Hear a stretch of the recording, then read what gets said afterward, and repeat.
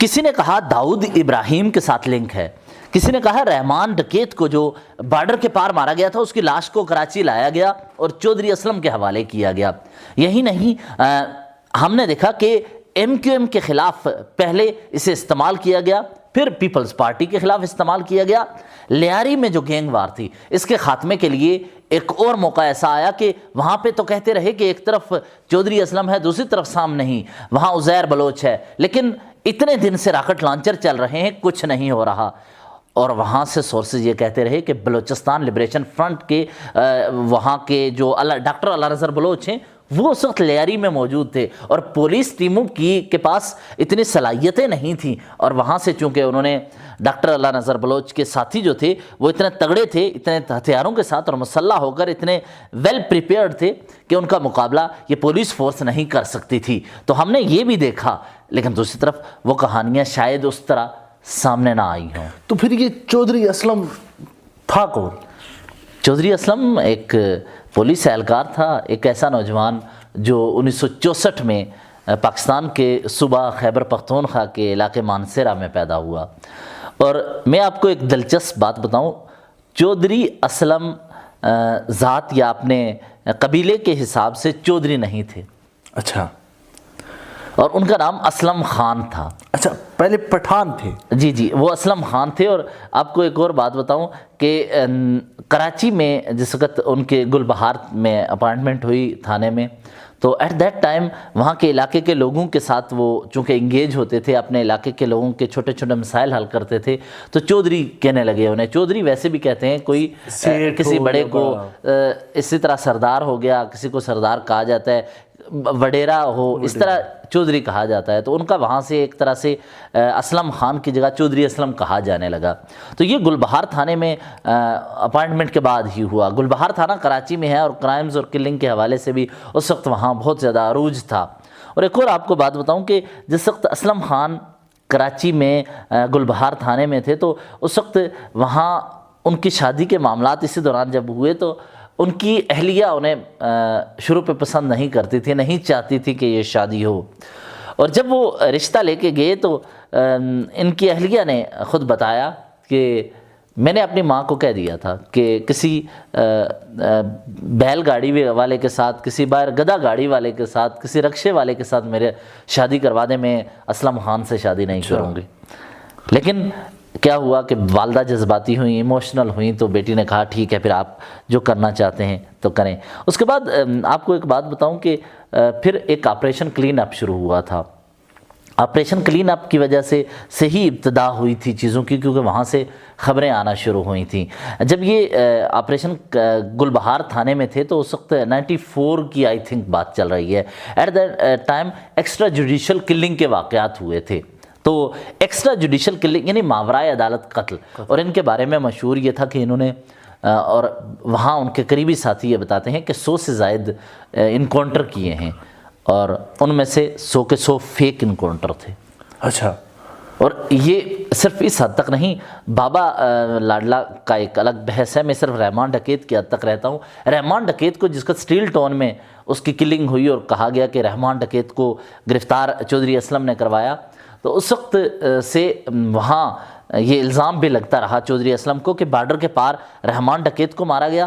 اور یہ آپ کو ایک اور بات بتاؤں، رحمان ڈکیت پیپلز پارٹی جس وقت کارساز میں بینظیر صاحبہ پر حملہ ہوا تھا تو وہ رشلی بینظیر بھٹو کو وہاں سے ریسکیو کر کے نکالنے والی ٹیموں میں رحمان ڈکیت تھا، اور رحمان ڈکیت کو مروایا گیا۔ ایک اور آپ کو اس رحمان ڈکیت پیپل پارٹی کا جیالہ مانا جاتا تھا اس وقت؟ دیکھیں، لیاری جو ہے پیپلز پارٹی کا گڑھ تھا۔ پیپلز پارٹی بینظیر بھٹو کی جماعت، ذوالفقار علی بھٹو نے اس کا قیام کے لیے کوششیں کی، قیام عمل میں لایا۔ اس کے بعد بینظیر بھٹو حکومت میں آئیں، اس کے بعد آصف علی زرداری اور بلاول بھٹو زرداری بھاگ دوڑ سنبھال رہے ہیں، اور لیاری گڑھ تھا۔ اور اسی دوران بہت ساری ایسے ایونٹس ہوئے جس دوران لیاری میں جو لیاری گینگ وار کے خاتمے کے لیے جو پروجیکٹس تھے، اس وقت اس لیاری گینگ وار کے حوالے سے جو ایک دن پہلے ہی ان کی ٹیم کو ختم کرنے کا حکومت نے فیصلہ کیا کہ اس ادارے کو بند کیا جاتا ہے، چودھری اسلم اتنے مضبوط تھے کہ اس ادارے کو دوبارہ اگلے دن بحال کر دیا گیا, نوٹیفیکیشن واپس لے لیا گیا. اچھا, تو یہ کچھ وہاں ہوتا رہا ہے. تو پھر یہ چودھری اسلم کی جو زندگی ہے, چودھری اسلم کی زندگی کتنے حصوں پر مشتمل ہے؟ انہوں نے نوکری کی, پولیس میں کتنا عرصہ گزارا, اور اس کے بعد کیا؟ اچھا, اس میں نا میڈیا کا بڑا کردار ہے. کراچی سے ایک اخبار, امت اخبار اور دیگر چھپتے ہیں. اسی طرح ہوا یہ کہ 94 کے بعد کی بات ہے, اخبار کا میں حوالہ نہیں دے رہا, کراچی سے جنگ, امت, دیگر اخبار, جرت وغیرہ چھپتے ہیں. تو ایک اخبار نے ہوا یہ کہ 94 کی کلنگ کے بعد روزانہ کی بنیاد پہ خبریں چلانا شروع کر دیں کہ چودھری اسلم ماورائے عدالت قتل, ایکسٹرا جوڈیشل کلنگ میں ملوث پائے گئے ہیں. آج 4 دن ہو گئے ان پر کوئی ایکشن نہیں ہوا. اگلے دن خبر آتی کہ آج 5 دن ہو گئے, ایک کریمنل کو ابھی تک نہیں پکڑا گیا اور قانون کی گرفت میں نہیں آیا. 5 دن گزرتے تو اگلے دن نئی ہیڈ لائن آتی اخبار میں, وہ یعنی سرخی آتی, اس میں لکھا ہوتا کہ آج 6 دن گزر گئے ہیں, ماورائے عدالت قتل کرنے والے اور ایسے جرائم میں ملوث شخص آج بھی عہدے پہ بیٹھا ہے. تو وہاں سے اس کے حوالے سے خبریں آنا شروع ہو گئی. تو اس کے بعد کیا ہوتا ہے کہ پھر ہم نے یہ بھی دیکھا کہ وہاں ایک جاوید ہیڈ کانسٹیبل تھے, کورنگی میں ان کا تعلق تھا. ان کے بارے میں بتاتے ہیں کہ کراچی میں جو یہ نیٹ ورک تھا یہاں پولیس کا ایکسٹرا جوڈیشل کلنگ کے حوالے سے یا پھر کریمنلز کو پکڑنے کا, یہ جاوید کا مائنڈ تھا جو کہ ایک ہیڈ کانسٹیبل تھا. اچھا, اور اس کی چودھری اسلم کے ساتھ اتنی وابستگی تھی کہ وہ ایک دوسرے کے ساتھ چیزیں شیئر کرتے تھے. اس دوران چودھری اسلم کو انٹیلیجنس ایجنسیز کی طرف سے بھی انپٹ دیا جاتا تھا. لیکن جب وہ تھا, اس کی وجہ سے کیا ہوا کہ بعد میں ذیشان کاظمی ایک کراچی میں SHO تھے, ان کا اور ان کا آمنا سامنا ہو گیا, آپس میں جو کلیش ہوتا ہے ادارے کا. ذیشان کاظمی کا اور اس میں ڈیفرنس یہ تھا کہ یہ پرواہ نہیں کرتے تھے کسی کو مارنے کا. اس کا آگے حوالہ میں دوں گا. جس طرح MQM کے ایک اسامہ قادری جو ممبر اسمبلی بھی رہے ہیں, وہ انہوں نے تھانے کے باہر لٹکا دیا تھا. اچھا, اور پیپلز پارٹی کے لیے لٹکایا. اور دوسری طرف MQM کے حوالے سے کیا تھا, نصیر اللہ بابر ایٹ دیٹ ٹائم یہاں تھے, تو نصیر اللہ بابر کے حکم پر MQM کے خلاف آپریشن بڑا زور و شور سے جاری تھا. تو ایٹ دیٹ ٹائم عطور خان ایک شخص تھا جس نے MQM کے افراد کو پناہ دی تھی. تو اس وقت یہ ہوا کہ ذیشان کاظمی کو یہ ڈیوٹی دی گئی کہ تم کرو. اس سے پہلے آپسی چپکلش کی بات یہ ہوتی ہے کہ یہ جو چودھری اسلم تھے, چودھری اسلم جو تھے, انہوں نے ہوا یہ کہ ان کو ٹاسک دیا گیا کہ طور خان جو ہے اس نے MQM کے افراد کو پناہ دی ہوئی ہے, تو جا کے آپ وہاں پر ان کے لیے ان کو کے خلاف ایکشن کریں. چودھری اسلم وہاں سے گئے ایکشن کرنے کے لیے, تو آگے سے بڑا سخت رد عمل آیا, فائرنگ کا تبادلہ ہوا اور چودھری اسلم کا ویپن بھی وہیں چھوڑا اور پولیس بھاگ نکلی. اچھا, جب پولیس بھاگ نکلی تو چودھری اسلم کو بڑی خفت تھی, اور جب اسلحہ واپس لینے کا معاملہ آیا تو کیونکہ اس کا اپنا ویپن وہاں موجود تھا, اور اگر اسلحہ پولیس اہلکار کے ہاتھ میں نہ ہو, اس کے پاس نہ ہو, تو انٹرنل انکوائری بھی چلتی ہے ادارے کے اندر بھی کہ آپ ایسی جگہ پر اسلحہ چھوڑ کے آپ فرار ہو گئے. تو اس وقت ہمارے سورس یہ بتاتے ہیں کہ چودھری اسلم نے اس سے معافی مانگی تھی. لیکن ایک اور بات ہوئی کہ یہ اس کا وہ طور خان ایک کردار تھا کراچی میں, اس کے خاتمے کے لیے پھر ذیشان کاظمی کو کہا گیا کہ تم اس پہ لیے کام کرو.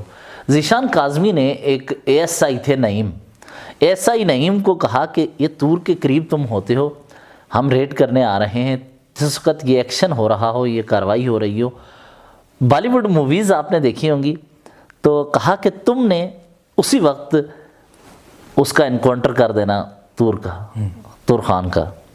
اور جب یہ انکاؤنٹر کی باری آئی تو بتانے والے بتاتے ہیں کہ وہاں پہ نعیم نے سیم کام کیا. پولیس باہر سے آئی, فائرنگ کا تبادلہ ہو رہا تھا, اتنی دیر میں نعیم نے ASI جو تھا اس وقت اس کے ساتھ ہوتا تھا وہ, تو اس نے کیا کیا, انکاؤنٹر کر دیا طور خان کا. طور خان کا انکاؤنٹر جب کیا تو اس وقت ایک نیا منظرنامہ آیا, ذیشان کاظمی نے نعیم کو گولی مار دی, نعیم کو مار دیا, ذیشان کاظمی نے نعیم کو, اور کریڈٹ لے لیا طور کا. اور اس کا بہت زیادہ دکھ کس کو تھا, چودھری اسلم کو. چودھری اسلم ذاتی رنجش اس میں وہ چاہتا تھا کہ وہ فائدہ کچھ حاصل کرے۔ اس کے علاوہ ہمارے سورس یہ بتاتے ہیں کہ چودھری اسلم نے 100 سے زائد ایکسٹرا جوڈیشل کلنگ کی، اور وہ ریئل انکاؤنٹر ان میں سے کوئی بھی نہیں تھا۔ اچھا، اسی کے ساتھ میرا سوال یہ ہے کہ یہ لیاری گینگ وار کی پھر حقیقت کیا تھی؟ دیکھیے، لیاری گینگ وار کے حوالے سے آپ کو 2 چیزیں بتاتا ہوں جو بڑی شاید آج تک کسی نے نہ بتائی ہوں۔ رحمان ڈکیت جو تھے سٹیل ٹاؤن میں جس وقت خبر آئی کہ مار دیا گیا ہے، کہنے والے کہتے ہیں کہ اس وقت رحمان ڈکیت کی ڈیڈ باڈی کو مارا جا چکا تھا، صرف چودھری اسلم کے حوالے کیا گیا۔ اب یہ چودھری اسلم کے حوالے کیسے کیا گیا؟ ایک معشوق بروہی اور نور الحق بروہی کے حوالے سے ایک کیس تھا۔ ہوا یہ کہ وہاں پہ کریمنل کچھ تھے، تو ان کی گرفتاری کا حکم جب آیا تو یہ چودھری اسلم کی اہلیہ بتاتی ہیں کہ چودھری اسلم نے خود ایکسیپٹ کیا تھا کہ ہم نے، ہاں میرے محکمے نے یہ کام کیا، کارروائی کی۔ کارروائی کیا تھی کہ اس کریمنل کو پکڑنے کے لیے کوششیں ہوئیں، اور اس کی جگہ ایک تیسرے آدمی کو انکاؤنٹر کر کے آگے۔ اچھا، وہ انکاؤنٹر جس کا ہوا، جس کو جو مارا گیا، وہ تیسرا فرد تھا۔ اس کی وجہ سے ان پہ مسائل پیدا ہوئے اور گرفتاری بھی ہو گئی ان کی۔ جب گرفتاری ہوئی، جیل میں گئے، تو اس کے بعد جس کو رہائی ہوئی تو انہیں پھر کہنے والے یہ بتاتے ہیں کہ رحمان ڈکیت اسے پیش کیا گیا مار کے کہ تمہارا ایک مرتبہ پھر دھاک بیٹھے اس سسٹم کے اندر۔ تو اس نے آ کر پھر پریس کانفرنس کی، اور موت سے ایک رات پہلے منگو پیر میں وہ پریس کانفرنس کرنے گئے تھے، اور وہاں پریس کانفرنس کر کے نکلے تو اٹیک ہوا اور مارا گیا چودھری اسلم۔ اس دوران ایک اور بات بتاؤں کہ چودھری اسلم بڑے خوفناک انداز سے مختلف لوگوں کو بچاتا یا نکالتا یا پھنساتا تھا۔ آپ کو یاد ہوگا ایمل قاسی کیس اور دیگر کچھ کیسز تھے، اس میں ہوا یہ کہ 4 افراد مارے گئے تھے، قتل ہو گئے، یو ایس اے کے رہنے والے، امریکہ کے رہنے والے تھے۔ تو امریکن شہری جب پاکستان میں مارا جائے تو بڑا خوفناک کیس ہوتا ہے۔ اس میں سلیم نام کا ایک شخص تھا، تو اس کو انہوں نے انگیج کر دیا اس کے اندر، اور وہاں اس کے دوست اسے سمجھاتے رہے کہ اس کو اس کیس میں شامل نہ کرو، اور چودھری اسلم نے یہ کہا تھا کہ امریکی شہریوں کے قتل کا الزام اس ایم کیو ایم کا جو آدمی تھا، مجھے یاد پڑتا ہے اگر میں غلط نہ ہوں، اس پہ لگا دیں گے اس کا قتل کا الزام۔ تو اس نے وہ ایکسیپٹ کر رہا ہے، تو بدلے میں اس نے اس کے ساتھ وعدہ کیا تھا کہ تمہارے لیے میں یہ کروں گا کہ تمہارے باقی جو 100 کے قریب کیسز تم پہ چل رہے ہیں وہ میں ہٹا دوں گا۔ چودھری اسلم نے یہی کیا۔ اس جو کریمنل تھا اس کے باقی کیسز میں شواہد غائب ہو گئے، کچھ ثبوت دینے والے غائب ہو گئے، کچھ گواہ نظر نہ آئے، تو اس میں سے ریلیف ملتا رہا، اور آخر پہ ہم نے دیکھا کہ وہ جو امریکی شہریوں کے قتل میں چیزیں تھیں اس سے بھی وہ شخص بری ہو گیا، کیونکہ آپ اس کیس کو خراب کر رہے تھے ایک تیسرے فرد کو اس میں ڈال کے، جو شخص مثال کے طور پر پاکستان کے دارالحکومت اسلام آباد میں ایونٹ ہو، کراچی میں بیٹھے شخص پہ آپ الزام لگا دیں تو یقیناً آپ کیس خراب کرنے کی طرف جاتے ہیں۔ اس کے علاوہ ہوتا ہے بے شمار چیزیں ہوئیں۔ نصیر اللہ بابر نے طور خان کے حوالے سے بات کی، جس کا یہ جو پیپلز پارٹی کے رہنما تھے، تو یہ ہمیں بتاتے ہیں کہ ایک مرتبہ یہ کار لفٹنگ اور چوری کی بائکیں چوری کرنے کے حوالے سے اس کی اتنی دہشت تھی کہ ایک شخص کو اس نے گرفتار کیا چودھری اسلم نے۔ تو ہوا یہ کہ جس کو گرفتار کر کے لے کے آیا تو تھانے میں بند کر دیا، اسے پتہ چلا کہ چودھری اسلم کی قید میں ہے وہ، تو اس شخص نے اپنے ہزار بند کے ساتھ پھانسی لگا لی، لٹک گیا اور مارا گیا، یعنی اتنا خوف تھا ان کا۔ اچھا، اس کے ساتھ ہی چودھری اسلم کا ایم کیو ایم سے کیا تعلق تھا؟ دیکھیں، ہوتا یہ ہے کہ الطاف حسین کے خاتمے کے لیے بھی اس ریاست کوششیں کرتی رہی۔ 92 آپریشن کے بعد چیزیں ہوتی رہیں، پکا قلعہ آپریشن تھا، بہت ساری چیزیں ہوئیں، ایم کیو ایم کے ورکرز کو مارا جاتا رہا، پیپلز پارٹی کے لوگ بھی کرتے رہے۔ ایٹ دیٹ ٹائم مجھے یاد پڑتا ہے کہ عبداللہ شاہ کی گورنمنٹ تھی، تو اس وقت اسامہ جو قادری ایم کیو ایم کے رہنما ہیں، یہ پیپلز پارٹی نے پلان بنایا کہ کیا یہ جائے کہ ایم کیو ایم کے افراد کو الطاف حسین کے خلاف بیانات دلواتے ہوئے پیپلز پارٹی میں شامل کیا جائے اور بتایا جائے کہ یہ کرمنل مائنڈ سیٹ ہے، تو لہٰذا راہ نجات کے لیے کہ ایک نجات دہندہ جماعت یہ ہے تو اس میں شمولیت کروا دیجیے۔ اس دوران ہوا یہ کہ اسامہ قادری کو گرفتار کیا اور ٹاسک یہ دیا گیا چودھری اسلم کو. چودھری اسلم نے اس کو گرفتار کر کے تھانے میں بند کیا اور اس پہ تشدد کیا. اور بتانے والے یہ بتاتے ہیں کہ جب یہ تشدد ہوا تو اس کو کہا کہ تم پیپلز پارٹی میں شامل ہو جاؤ. تو اس نے کہا میں شامل نہیں ہوتا. اس نے کہا کہ میں وفاداری تبدیل نہیں کروں گا. تو جب یہ ہوا تو اس وقت چودھری اسلم نے اسامہ قادری کو تھانے کے اندر ننگا کیا، برہنہ کر دیا، بالکل ننگا کر دیا اور اسے گیٹ کے باہر لٹکا دیا، تھانے کے گیٹ کے باہر لٹکا دیا. اور اس کے بعد اسامہ قادری کی والدہ کو بلایا گیا، کہا کہ اس کو دیکھو. یہ بتاتے ہیں کہ والدہ جب آئیں تو اس نے دیکھا کہ بچے کو اس طرح برہنہ حالت میں اور اس طرح لٹکایا ہوا ہے تھانے کے گیٹ پہ. تو پھر انہیں کہا گیا کہ اس کی جان بخشی ہو سکتی ہے ایک شرط پہ، آپ جا کے عبداللہ شاہ سے ملیں اور پیپلز پارٹی میں شامل ہو جائیں، اس کو کہیں شامل ہو جائے، باقی یہ ساتھی شامل ہو جائیں.